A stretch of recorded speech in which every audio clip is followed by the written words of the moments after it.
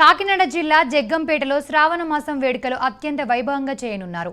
మార్వాడి కాశీ కావిడి యాత్ర సందర్భంగా ఉదయం జగ్గంపేట రాజగోపాలస్వామి మందిరం నుంచి ఇరిపాక బ్రహ్మరాంబిక సమేత మల్లికార్జున స్వామి ఆలయం వరకు నడుచుకుంటూ కావిడితో పాదయాత్ర చేశారు.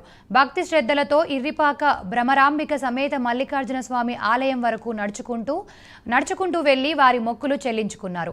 వీరికి రామవరం జంక్షన్లో టీడీపీ రాష్ట్ర తెలుగు యువత ఉపాధ్యక్షులు అడబాల వెంకటేశ్వరరావు వారికి వాటర్ బాటిల్స్, డ్రింక్స్ అందించారు.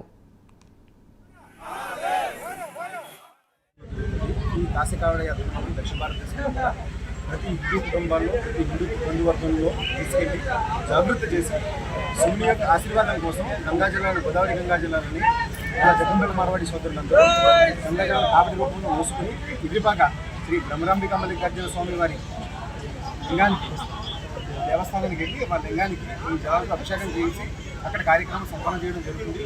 ఈ కార్యక్రమానికి జగ్గంపేట నుంచి బయలుదేరిన కాడి నుంచి ఇరిపాక వరకు అన్ని వసతులు గౌరవనీయులు జ్యోతి నెహ్రూ గారు ఆధ్వర్యంలో జరుగుతుంది కాబట్టి ఆయనకి